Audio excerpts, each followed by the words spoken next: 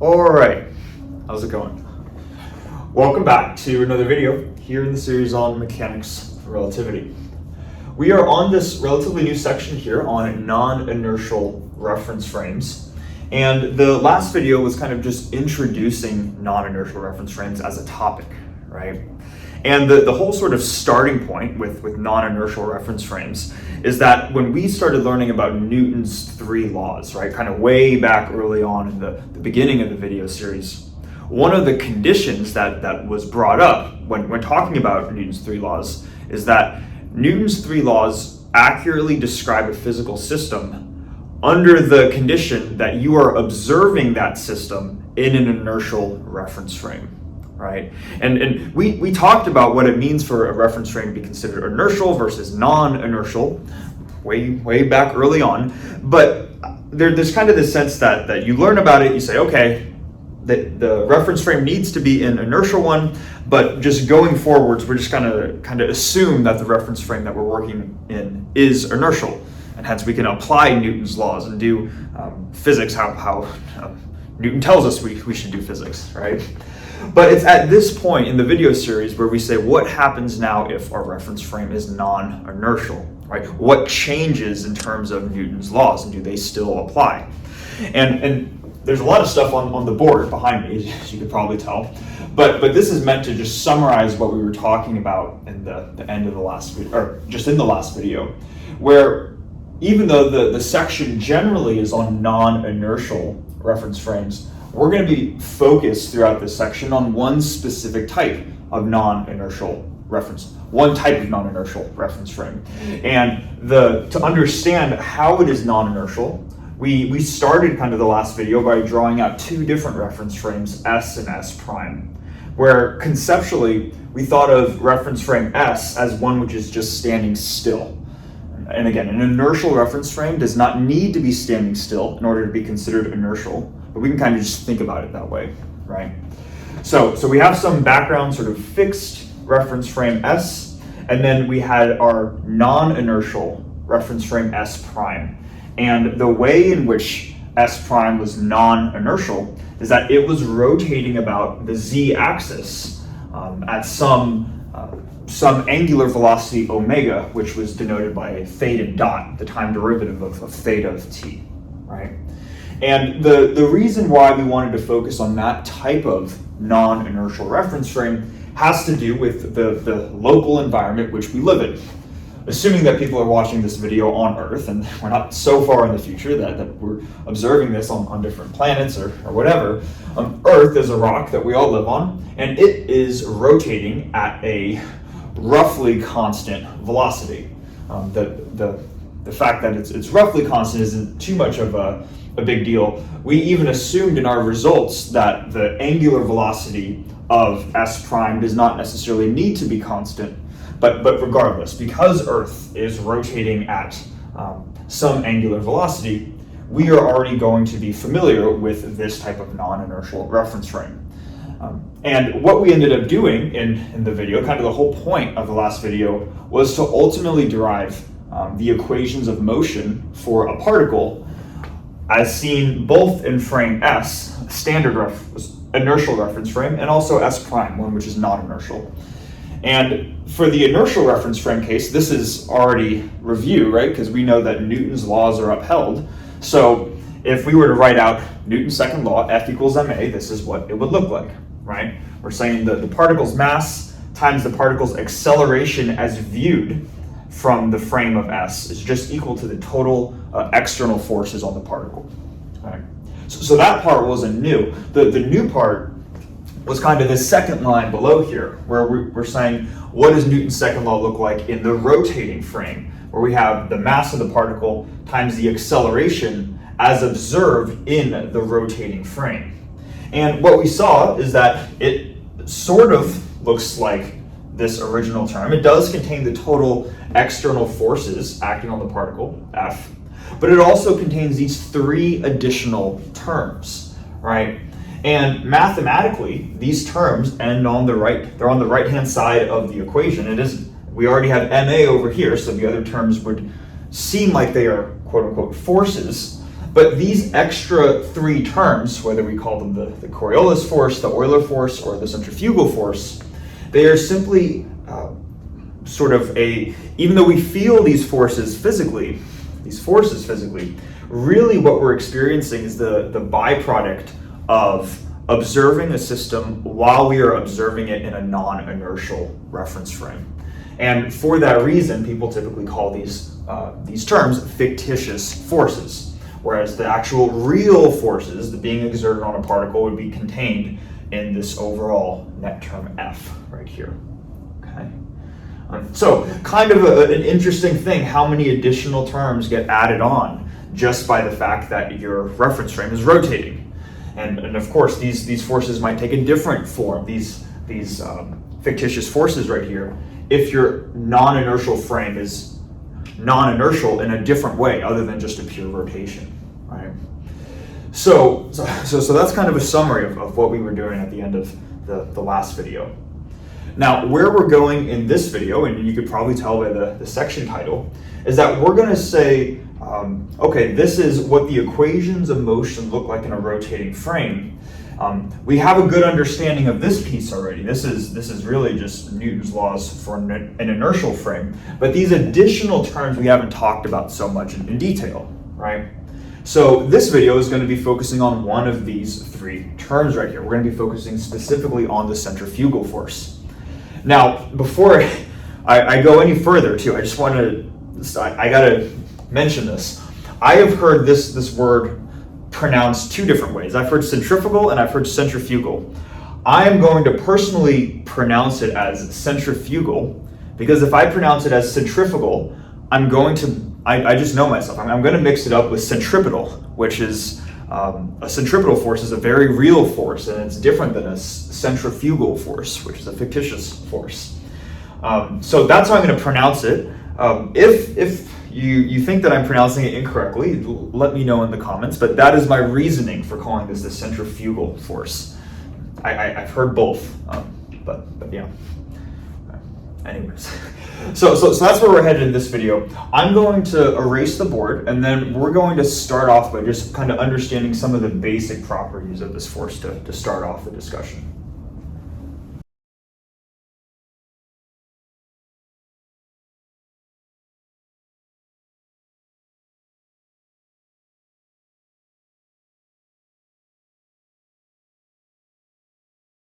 All right, so what we have here is first an equation to denote the centrifugal force. This was just the last term in the previous whiteboard, right? Just written by itself now, right here.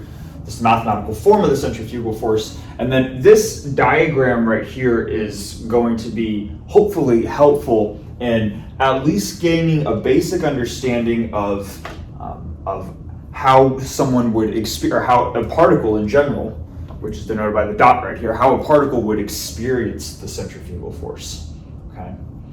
Now, I think when it comes to understanding the centrifugal force, a good place to start is understanding both its magnitude and its direction. Understanding the direction of the centrifugal force is actually, I think, probably a little bit easier. It'll take a little bit less work, so I want to start with that.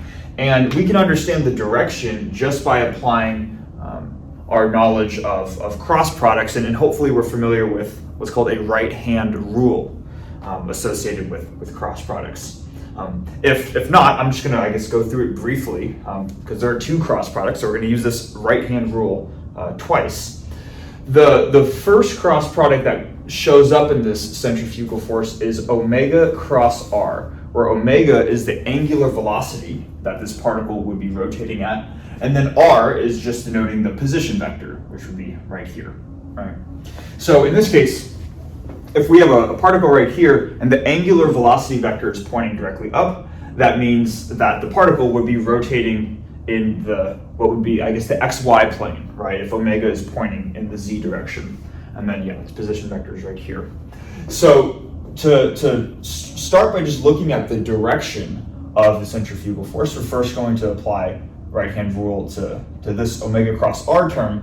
And what you would do is you would look at the first vector in your cross product, so in this case omega, and you would just point your hand in the direction by hand, I mean you point your fingers in the direction of your first vector. So I point my hand like this. Then with the second input vector into the cross product, that's the direction you're going to curl your fingers in. So omega goes this way. I need to curl my fingers in the direction of r. And then once my fingers are curled, the resulting output vector, so omega cross r outputs yet another vector. The resulting vector of omega cross r points where my thumb is naturally pointing once I've curled my fingers. And we can see that I've curled my fingers in the direction of r, and my thumb is pointing into the board. Okay? So what I'm going to do is I'm just going to maybe write up here. This sign right here means into the board, and then this sign would mean out of the board.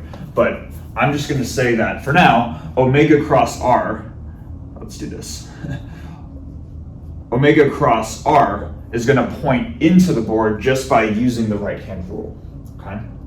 So that's the direction of whatever this vector is in parentheses. And now we're going to apply that same right-hand rule just once more to omega cross this resulting vector.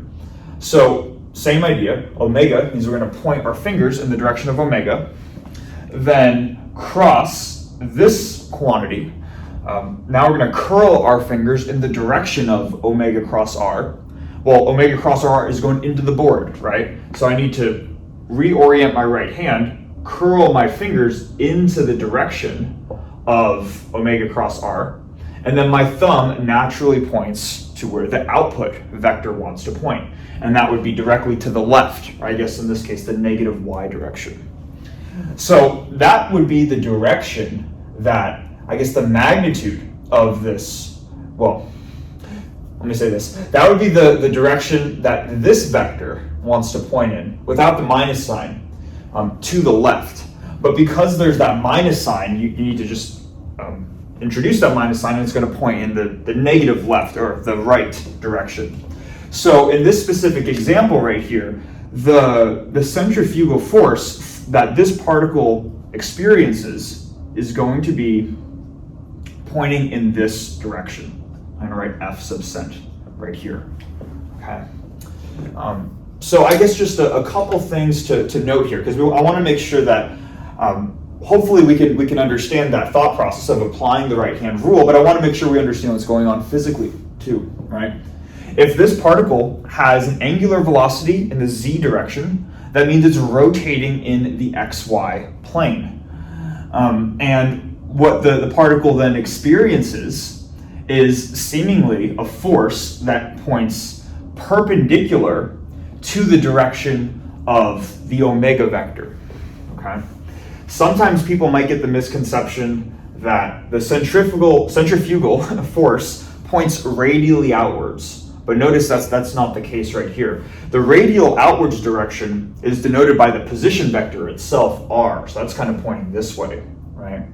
So the centrifugal force is not pointing radially outwards, but it's if you took this radial outwards direction and projected it on the plane, which is perpendicular to the angular velocity vector. So the direction of the centrifugal force, and hopefully we can understand this, it's really dependent on the direction denoted by the axis of rotation, denoted by omega right here. And that's why there's this omega dependence. Okay. So as the particle is sort of rotating around here, the corresponding, let's pretend this knuckle is the particle. As the particle is rotating in the xy plane, the centrifugal force is going to be doing something like this. It's going to have this constant direction, but always remaining perpendicular to this omega vector. Okay. So hopefully that makes sense. It's going to experience almost this force kind of wanting to push it radially outwards. Now, that takes care of the direction component of this. What about the magnitude of the centrifugal force? We'll just calculate it itself, and we'll kind of see the dependence on the direction perpendicular to omega. We're going to see that show up. But before we do that, I just want to rewrite this using a general vector identity to help us break this force into components and then we'll be able to kind of calculate its magnitude from there.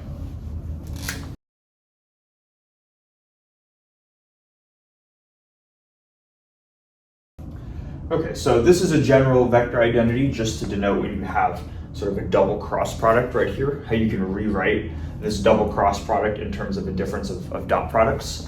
So we're going to apply this, and again, the purpose of doing this is to help us understand the magnitude of this centripetal force, or centrifugal force. See, I knew I'd be doing this. I knew I'd be making these verbal typos, but anyways, we can take F sub centrifugal, F sub cent, and we can say that it's negative m times, instead of A cross B cross C, we're going to have our first term right here, which is A dot C, that's omega dot R. So we're going to have omega dot R times, and maybe what I'll do too, to make this negative m, just to see exactly how it gets brought along, I'm just going to include negative m omega as my entire first vector A. Okay, so then I guess A dot C is negative m omega dot R times B, which is omega, and then minus A dot B. So A is minus m omega dot B is omega times the vector C, which is R, right? So that's what we get. And then if we were to just simplify this, we have two negative signs right here, so that this is going to be the positive term and this will be the negative term. The positive term is negative m, instead of omega dot omega, I'm just going to write omega squared. So we have m omega squared times the R vector minus this first term right here, which is minus m, and then I'm just going to write the dot product, so we have omega dot R times the omega vector. So the idea with doing this, right, is we've now expressed the centrifugal force as something times the R vector minus something times the omega vector. The way that we can obtain the magnitude of the centrifugal force is, and hopefully we're familiar with this from learning about vectors, is that the magnitude is just the square root of this vector and a dot product with itself, right? So F cent dotted with itself, F cent. Okay. So if we were to take the dot product of this vector with itself, let's just do that real quick. These brackets are going to denote the 1/2 power, so this whole thing right here is going to be in square roots. Taking the dot product first of this term with itself, we're going to get m squared omega to the 4th times R squared.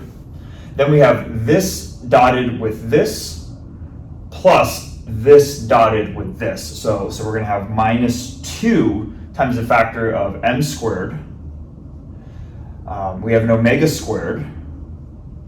And then we have omega dot R. And then when we dot this vector with this vector, we're also going to have R dot omega, the actual vectors out front. So we have an omega dot R here, and then an R dot omega here, giving us omega dot R squared. So we have omega dot R squared, like that. That's when we dot together the off terms. And then finally, when we take a dot product with this vector with itself, we're going to have this term dotted with itself, right? So that's going to give us plus m squared. This dot product is squared, so omega dot R is squared. And then omega dotted with itself is just omega squared, right? So this is what we get. We can simplify this a little bit more though. Yeah, just because if we look at this middle term and this final term right here, we have minus 2 times something plus 1 times that same thing, right? This is m squared omega squared times the dot product squared, and we have m squared omega squared times the dot product squared. So those can get combined into a single term. So in my brackets, I still have my first term, which is m squared omega to the 4th R squared. And I'm just going to have minus this term here, but we can actually simplify this term a little bit further. I'm first going to just write minus 1 of this factor. So I'm going to have minus m squared omega squared. But instead of writing out this dot product right here, omega squared dot r, or sorry, omega dot r, what we can do is we can just use the geometric definition of the dot product, where omega dot r is the absolute value of omega times the absolute value of r, whoops, so value of r times the cosine of the angle between them. So if we do that, we're going to get a factor of omega times a factor of r times cosine theta, or cosine of the angle between them, but that whole thing is squared, right? So we're going to get 2 factors of all of those. So when taking the square of the dot product, we're going to get omega squared, r squared, and then cosine squared of the angle between them. Now, what's the angle between omega and r? Well, for that, we need to look at the diagram right here. Omega is pointing directly upwards. R is pointing radially outwards. So the angle between them would be this angle right here, right? And we actually don't know that angle. It's not theta, because theta is the angle between r and the horizontal. But we know that theta plus whatever this thing is needs to add up to 90. So this is just 90 minus theta, right? 90 minus theta. So instead of cosine squared of theta, we actually have cosine squared of 90 minus theta. And that's raised to the 1/2. Okay. All right, so just making sure we understand that when we say this, we mean the angle between the two vectors in question. And this is important now, because when you have cosine of 90 minus theta, that's the same thing as sine of theta. So we can simplify this further by saying that we have our brackets, same first term of m squared omega squared r squared minus, and now we're going to combine these terms together. We have m squared, 2 factors of omega squared, giving us omega to the 4th. There should be an omega to the 4th here, right? Same thing as there, yeah. Anyway, m squared omega to the 4th r squared. And then instead of cosine squared of 90 minus theta, we're just going to say sine squared of theta. Sine squared theta, it's just a vector, or a trig identity. So we're progressively simplifying this, and I liked writing it like this because now notice that both of these terms have a factor of m squared omega to the 4th r squared. So that can be brought out. Yes, so I guess we're going to have our brackets. I'm going to factor this out. We're going to have m squared omega to the 4th r squared, and then what's left over? From the first term, nothing's left over, so we just have the number 1, minus what's left over here, that's just sine squared theta. Like that, the 1/2, and we're almost out of room. But we're almost done too, right? Maybe I'll just put an arrow over here. I didn't expect this to go this long. So we're taking the square root of a product of 2 different terms. So we can just evaluate the square root individually. The square root evaluated at this first term is just m omega squared times the magnitude of r. So we're going to get, this should equal m omega squared times r after applying the square root. And then 1 minus sine squared is just cosine squared, right? So cosine squared square root is just going to give us cosine theta. Like that. So this is the magnitude of the centrifugal force. And just as a final step, we can rewrite this as m omega squared, and then r cosine theta. If the magnitude of, well, we have this position vector r, the magnitude of that times the cosine of that angle is just this distance d right here. So we can write it as m omega squared d. And that's the form that's written in David Tong's lecture notes, at least. But he's emphasizing, the reason why you want to emphasize this factor d, you could write it in either of these 2 forms right here, but I think it's very clear to see that when the magnitude of the force depends on d specifically, d is the distance from the particle in question out to the axis of rotation, but it's a distance such that this line segment right here, that's denoted by d, is perpendicular to omega. All right, so hopefully we're seeing here again that the centrifugal force, its direction and its magnitude are going to inherently depend on not only the magnitude of this omega vector, but also its direction. Where is it pointing, right? And I think we really see that dependence by writing it in terms of d, but both of these forms are equivalent. Okay. So hopefully that makes sense. We're getting kind of this force that is going perpendicular in the direction outwards from the axis of rotation. So this is, at least at a basic level, how we can understand just the magnitude and direction of the centrifugal force.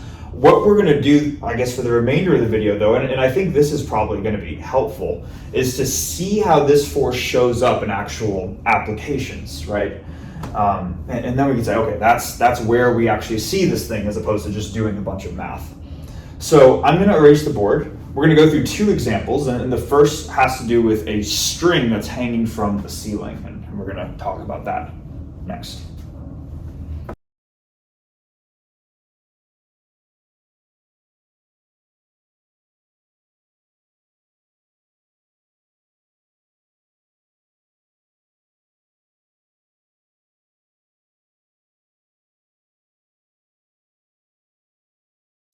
Okay, so for our first example here, like we just mentioned, we're going to be looking at a string that is either being held from our hand or being held from the roof or the ceiling or something like that.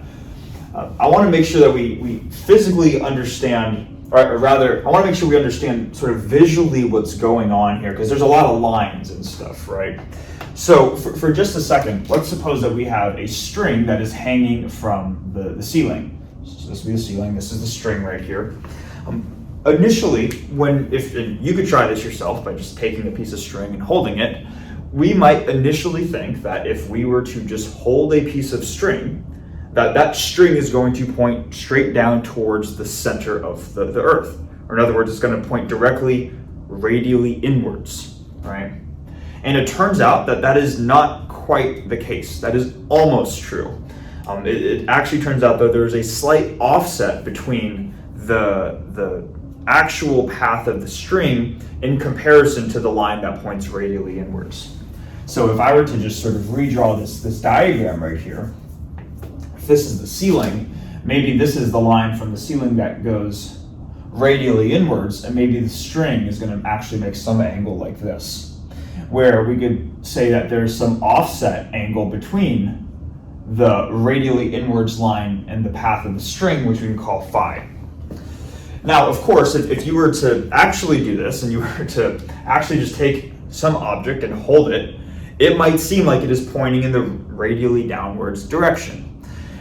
This picture, admittedly, is certainly an exaggeration. Phi, it's not like you're going to hold something and it's actually just going to tilt off to some noticeable angle with the naked eye.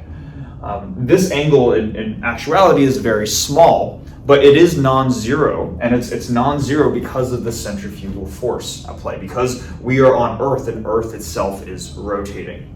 So hopefully that makes sense, and that's kind of what this diagram is supposed to show right here. So we have this line, supposed to be Earth, the big rock that we live on. And this line right here, maybe this dot is like a pivot point for the string that's holding up the string, and then this is the length of the string right here. Okay, and then we can see that this dashed line, kind of like right here, is pointing radially inwards towards the center of the Earth, and we're saying that this string right here is at some offset angle phi from the dashed line. Now, these two lines right here are going to be essentially lines that would show up in a force body diagram. These are the forces that are at play on this string.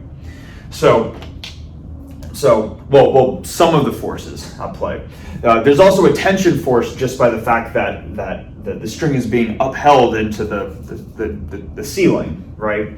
But essentially the forces that want to make the string accelerate downwards, or just to want it to fall if it wasn't attached to something, is we would have the gravitational force mg But also because we are rotating, and we are on Earth, which is rotating about an axis, there is also a centrifugal force, right?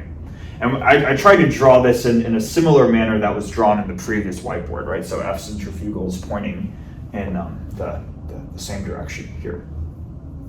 Now, what we're going to try to do here is we're going to say, can we come up with an expression to calculate this angle phi?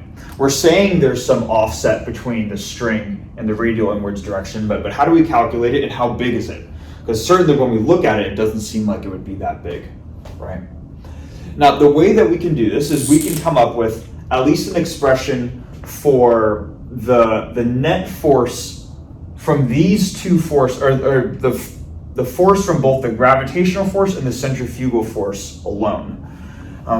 The centrifugal force adds these additional terms that essentially give it sort of an apparent gravity to the string that is different than just mg by itself. So that's why the example is called apparent gravity. What I'm going to do to denote the sum of these two terms is rather than writing ma, like Newton's second law, I'm going to write m times g effective, where this is like quote unquote the effective or apparent gravity that this string experiences. M times g effective is going to be this term, mg, the actual gravitational force that the string experiences, plus the centrifugal force, which we have its form for right here. So we're going to have minus m omega cross r, right? Now, in order to calculate what this angle is right here, the first thing that we're going to do is we're going to break the right-hand side right here up into a combination of r hat and theta hat components, where r hat is pointing in the radial outwards direction and theta hat is perpendicular to it. So starting with this first term, mg right here, hopefully we're familiar with the fact that gravity is always going to act, or the gravitational force between any two things with mass is going to mean that they're going to point, they're going to be radially attracted to each other, right? So this vector g by itself can just be expressed as m times g, I guess negative m times g in the r hat direction. It's pointing radially inwards, right? Then for this term right here, what we're going to do is, or what we can do is at a sort of as a first step, we're just going to take the magnitude of this vector, and I'll explain what I mean in a second, but we're going to take the magnitude of this vector, so the magnitude of F centrifugal. If we multiply it by the cosine of theta, we're going to get its r hat component. And then if we add the magnitude of the same vector times sine of theta, we're going to get its theta hat component. Okay. So this is the explicit form for the centrifugal force, but you could also just say that if you want to take any vector and break it into an r hat and theta hat component, then you could just take the magnitude of the original vector and then multiply them by cosine and sine theta respectively. Now, looking at this diagram right here, the actual vector, F for the centrifugal force, points in this direction. So unlike the gravitational force, which points radially inwards, the centrifugal force is going to have both an r hat and a theta hat term. And its r hat term would have this magnitude, and its theta hat term would have this magnitude, right? Now notice that theta hat is pointing in this direction, kind of the upwards, leftwards direction, whereas this line right here would be going sort of, this dashed line goes sort of in the opposite direction. So because this line is going in the opposite direction that theta hat is pointing in, we would have a minus sign right here. By default, it's a plus sign, but because of how the centrifugal force is oriented, we're going to have a minus sign for that reason. Say, okay, sure. So now it's just a matter of plugging in the magnitude of this force, which we found in the previous whiteboard, and plug it in and see what we get. So we're still going to have the same original gravitational force term, negative mg r hat, plus the magnitude, which is m omega squared r cosine theta, but we have another factor of cosine theta, so this is cosine squared theta r hat minus the magnitude, so m omega squared r. And then we have sine theta and then cosine theta. So we're going to have the product of those. Sine theta, cosine theta, theta hat. Okay. So essentially what we've done is we've now broken up this mg effective, the effective gravity, the apparent gravity that this string experiences into r hat and theta hat components. Now, of course, this is not the actual net force on the string. I want to make sure that's clear, right? Because if we have a string that's hanging from a ceiling, the string's not moving, right? So the net force should be 0 on the string. So these forces want the string effectively to fall down and at some offset angle, but the tension between the tension that's caused from the string hanging from the ceiling is what's counteracting that force. So we also have this tension force T. And if the net force on the string is 0, then we should have that the tension force plus mg effective equals the 0 vector, right? So really what we're doing is kind of just a standard mechanics problem in what would normally be just in one dimension, but now we add an extra spatial dimension because we're working with the centrifugal force that has an r hat and theta hat term. Now, the question becomes, how can we express T in terms of r hat and theta hat, right? So T, similarly, we can break up the tension in the string, and the tension in the string is going to point pretty much in the direction going from the end of the string up to the pivot point. So it's going to point sort of in this direction right here, up to where this dot is. So we're going to have the magnitude of T. And in order to introduce this angle phi, because this is what we're really looking for, right? We can break up the angle into components themselves. Or excuse me, we can break up the components of the tension force using this angle T right here. We can see that if we take the cosine of this angle, we're going to get this distance right here, which points along the r hat direction. So if we have the magnitude of T, if we multiply that by the cosine of phi, that's going to give us the component of the tension in the radial direction. And then if we had the sine of phi, that would give us a line along here, which points along the phi hat direction. So then we're going to have plus the magnitude of T times the sine of phi along the theta hat direction. Okay. So we have expressions for the apparent or the effective gravitational force and for the tension, and the sum of them needs to add up to 0 if the string's stationary. What I'm just going to do right now is I'm going to write out the r hat and theta hat components for both of these equations right here.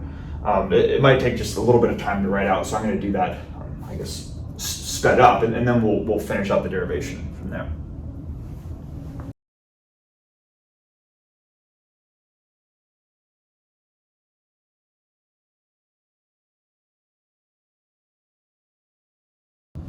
All right, so we wrote out two equations right here. The first equation, well, let me just say that these two equations are the r hat and theta hat components of this vector equation right here, right? Saying that for the string, the tension of the string plus the apparent gravity of the string should add up to 0 if the string is really just staying still, right?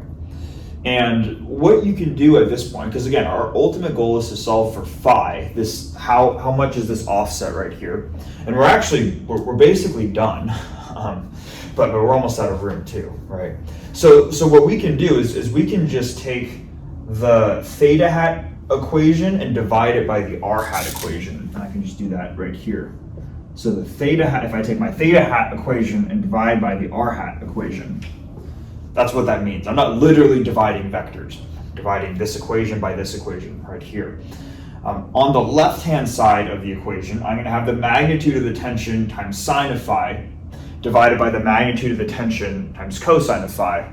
The magnitude of the tension is going to cancel on the top of the bottom. We're just going to have sine phi over cosine phi, or just tan of phi, right? So that's going to be my left-hand side in this ratio of equations right here. And then for my right-hand side, I'm just going to have the right-hand side of the sine of theta, or I guess of the theta hat equation, so this term right here, divided by this term. So it's essentially one term over the other. The one thing that we can do to simplify this is that there's a factor of the mass of the string in each of those, so those are going to cancel. And that would leave us with omega squared, so this term is going to be the numerator, omega squared times r times sine theta times cosine theta, divided by this term without the factor of m, right? So just g by itself minus omega squared r cosine squared of theta, like that. And this expression right here is our expression for that angle between where the string actually lies and the radial inwards direction. If you want to isolate phi, you just take the arctan of both sides, right? You'll get you'll get phi by itself. Now, a couple things to note here, rather than just say, okay, that's how you obtain it, right? The first thing is that this expression right here, if we were to just think about the variables that go into this expression, we have omega, the angular velocity that Earth rotates about, and that value is roughly constant, right? We have r here. Now, I specifically wanted to use David Tong's notation and not just write little r right here, but rather big R, and there's a reason for that. Little r is simply the position vector of your particle, or in this case, the string. Now, the position vector, if we define the origin to be the center of the Earth, so maybe like right here, the position vector the position vector of our particle is the distance from the center of the Earth out to where the string is located. Now, again, this picture is exaggerated too, in the sense that a string is not literally this big, if this is how big Earth is, right? And the string is not literally this far away from the Earth, this is how big the Earth is. In reality, the distance between the edge of the Earth and where the string is, like this gap in reality is very tiny compared to the actual radius of the Earth, right?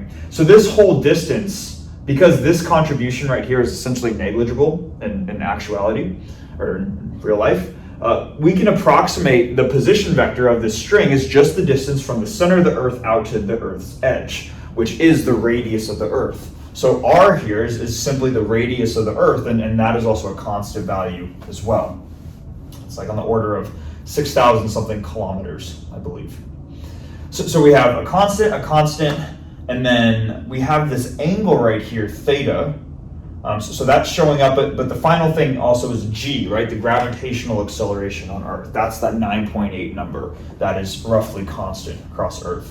So what I'm trying to get across here is that everything in here is essentially a constant aside from theta itself. Now, theta, it's the angle, I guess you could think of it as the angle above the horizontal. And if we treat this horizontal line as the equator, which is what this is intended to be, then this angle that it's making above the equator, it can just be thought of as the latitude. So what we're seeing here, and this is kind of the first sort of interesting thing, is that when people hang a string from a ceiling, or they're just holding onto an object, it will deflect by varying amounts depending on your latitude on Earth. Different people are going to have different latitudes, and that will give you different values of theta.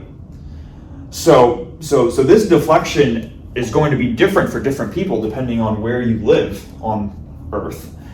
But what you could do is you could ask, well, when is the deflection maximized? Who is most likely going to see this discrepancy between where the string is hanging versus the actual radial inwards line, right?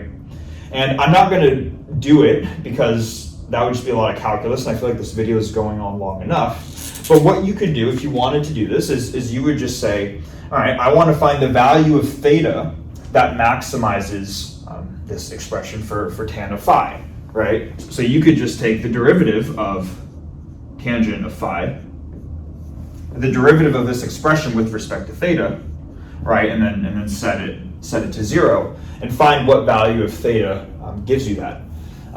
I admittedly, I haven't done this myself, but it's said in the lecture notes, and I think it's kind of cool, that the value of theta, which maximizes this deflection angle right here, is around 45 degrees, so about halfway between the equator and the North Pole. They said around 45, so I'm assuming it's not exactly 45, but it's relatively close. So around 40, when theta is around 45 degrees, that's when you're going to see the maximum deflection.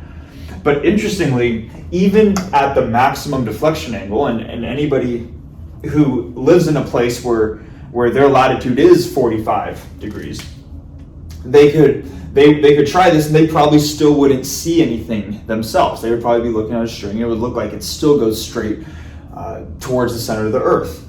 And interestingly, that even at that maximum angle of theta, this offset right here, so let's write, just at theta is approximately 45 degrees, the offset angle phi is only on the order of 10 to the minus 4, I assume degrees, as an angle.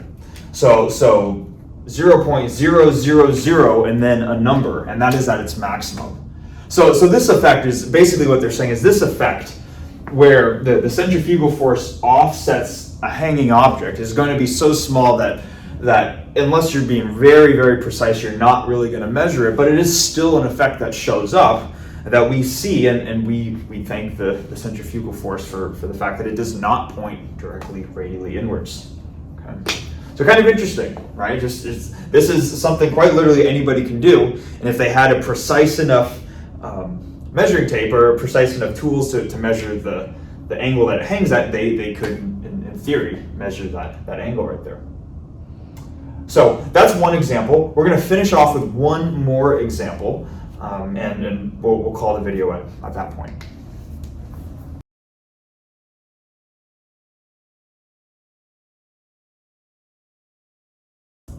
Okay, so to finish off the video, we're going to go through another instance of where we see the effect of the centrifugal force. And we're going to be looking at a bucket which has water or some fluid in it, and that bucket is rotating. Okay.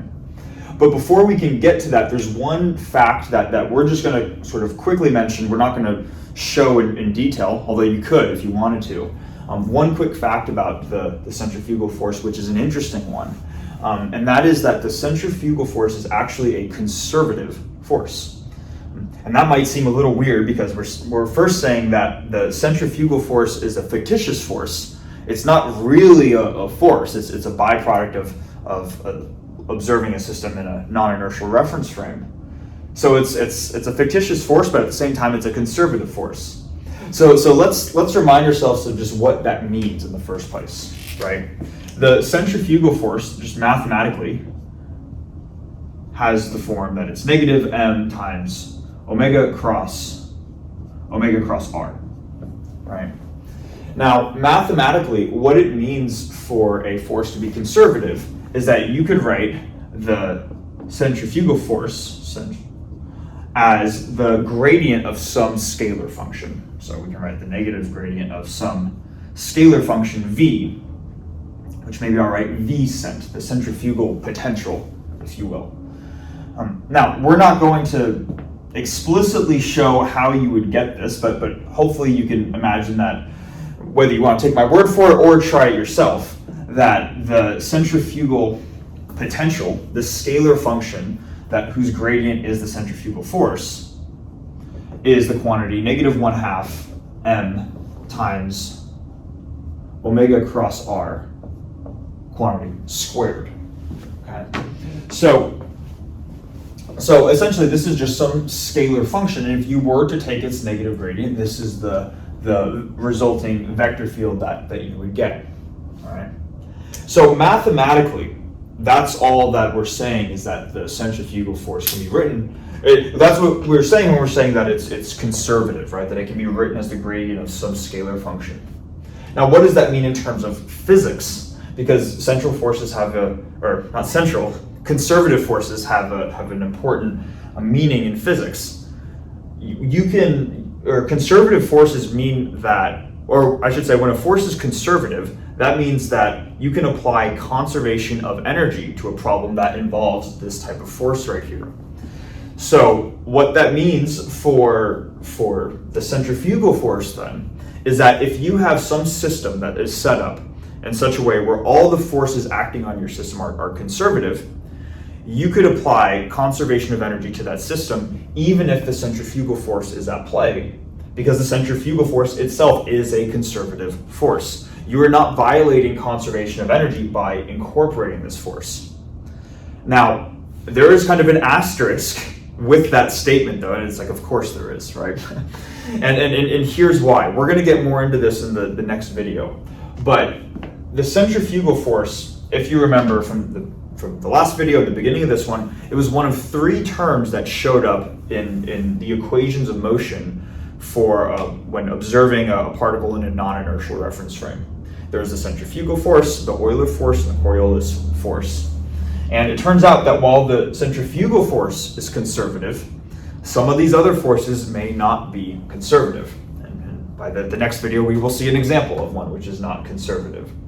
So the asterisk comes into play because you can apply energy conservation and include the centrifugal force as long as there's not another force which is non-conservative in your system. Because as soon as you have a non-conservative force that is present, now you can't apply conservation of energy. A classic example, right, is if you had just like a grassy field and you were kicking a soccer ball on the field. No matter how hard you kicked it, eventually that ball is going to come to a stop. So it's going to seem as if that ball is losing energy over time. The reason why is because there's friction between the ball and the grassy field, and friction is a non-conservative force. So it's just going to look like the ball is losing energy over time, and the ball doesn't just go on forever at the same kinetic energy that it had at the beginning. So that's the asterisk that comes into this. If the centrifugal force is the only additional force in your system, and there are no other forces which are non-conservative, then you can apply conservation of energy. So hopefully that makes sense. What we're going to look at is an example of a fluid in a bucket which is rotating, where we will be able to apply conservation of energy. But I wanted to make sure that sort of subtle fact was clear. So what I'm going to do now is assuming that makes sense, we're actually going to draw out the rotating bucket example, and then we're going to describe how the centrifugal force shows up in that example.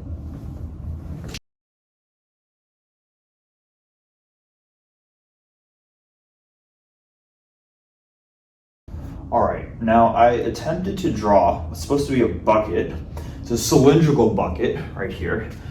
And there are a couple lines going on, right? First, this line right here, this sort of wavy line right here, it is not supposed to represent sort of the perimeter of the bucket, but rather it's supposed to represent the water that is inside the bucket. And we'll explain that in a second. Okay?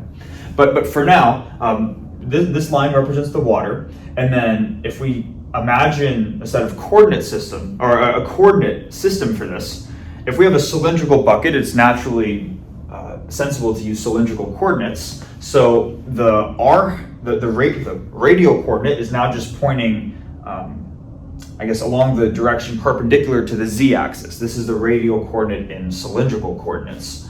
Whereas the omega vector, the angular velocity vector, is pointing in the z-hat direction. So what that means is that this bucket is rotating kind of like this, okay?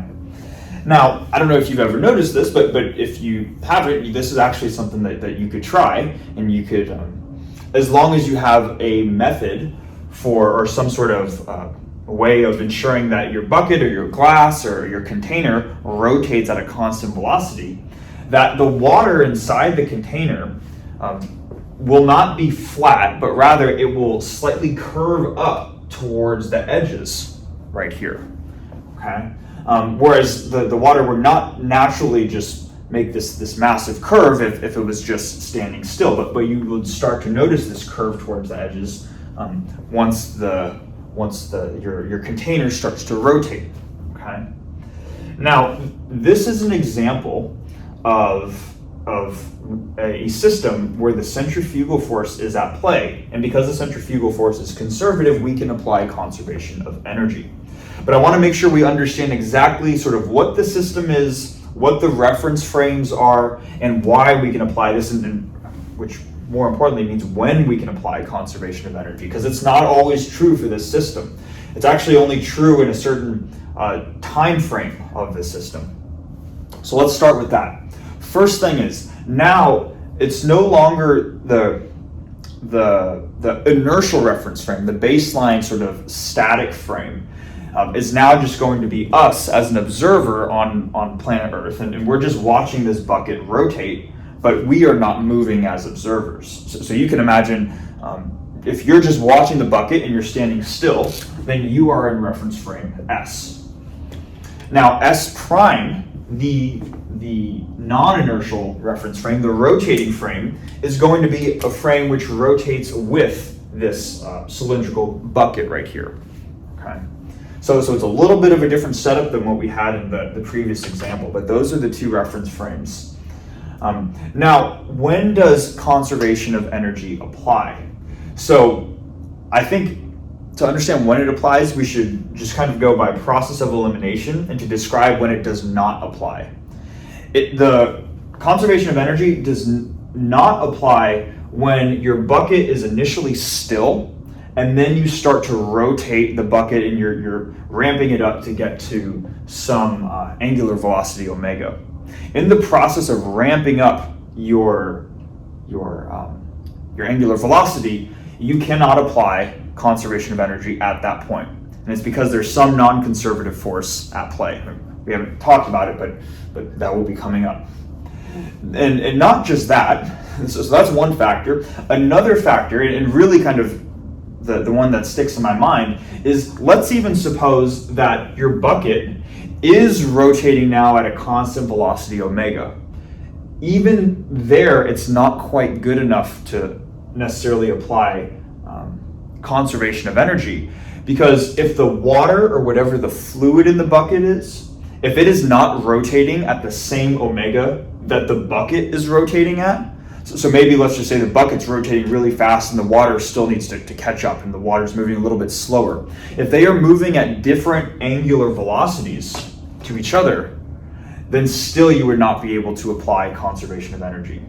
So there's kind of an asterisk on this. We can apply conservation of energy to this rotating bucket, but only in the case where the bucket is moving at a constant angular velocity omega, and the water or whatever the fluid is that's in your bucket, it is rotating with the bucket. It is also moving at that same angular velocity omega.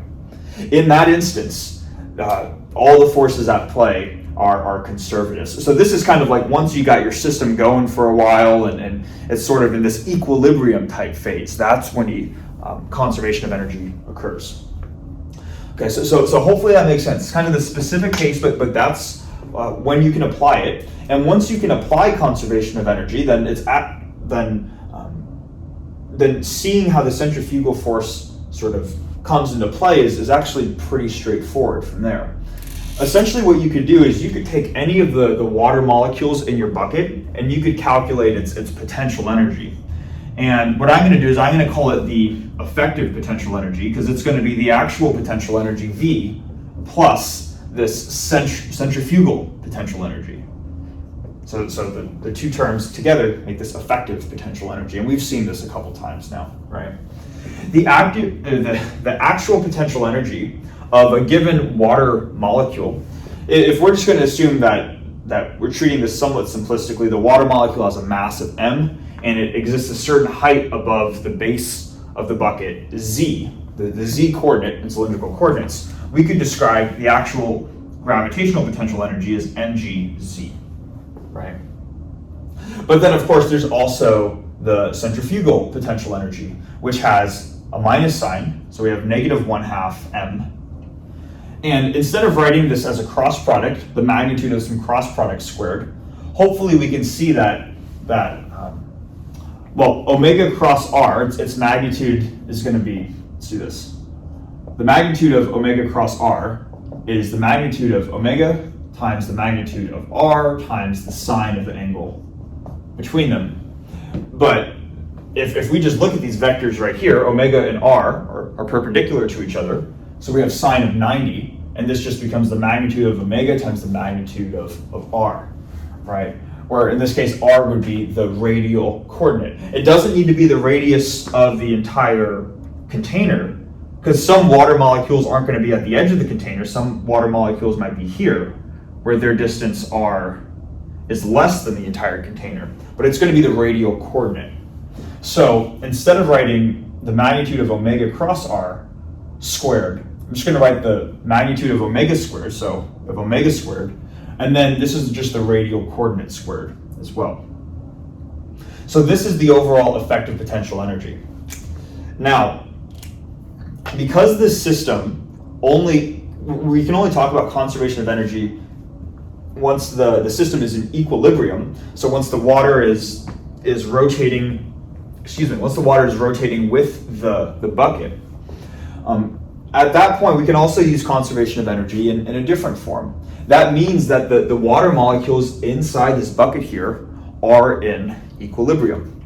So that's kind of an important thing too, right? Because we know that naturally particles want to move to lower values of potential energy. That's why in this expression relating the force and the potential energy V, there's this minus sign involved, right? Particles naturally want to move towards lower potential energy. Balls naturally want to roll towards the bottom of a hill.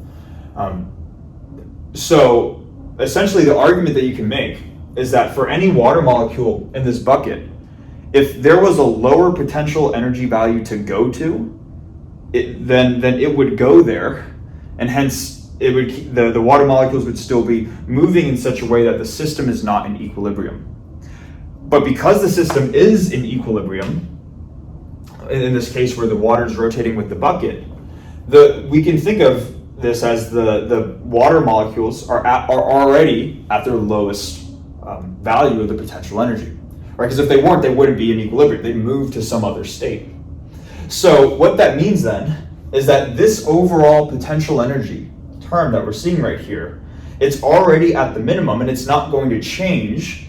So effectively, it's just going to stay at a constant minimum value, and we can call that constant C, just some constant, right? And what we could do then is we could say, all right, if this system is truly in equilibrium, meaning the water molecules don't have any lower values of the potential energy to go to, we can come up with a mathematical form for what this shape looks like that shows up when the bucket starts to rotate and when this force is present. And this is just a matter of plotting, if we were to look at cylindrical coordinates, right? You'd have z going directly up and then r going in the xy plane. We could plot z as a function of r just by kind of solving for z within this equation right here.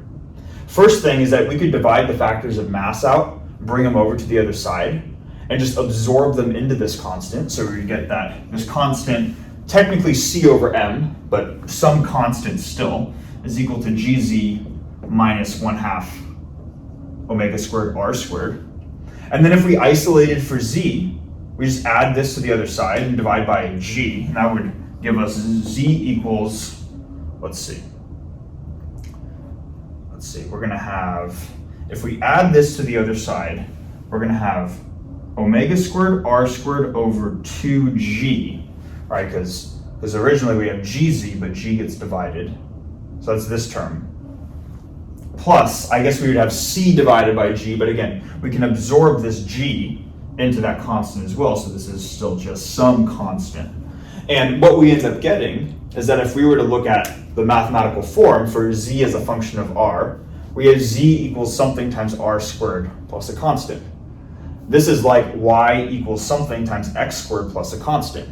So mathematically, this function describes a parabola, which is to say that when you have a bucket rotating and you have fluid in a bucket, it is the centrifugal force that is responsible for this curve-like structure, which takes the form of a parabola. Again, the reason it's a parabola is because the centrifugal potential energy itself has an r squared dependence in it. Okay? So kind of just a cool little factor that we know exactly how to model that due to our knowledge of the centrifugal force. And yeah, I feel like that's probably enough for one video. So yeah, thanks so much for watching, and I'll hopefully see you in the next one.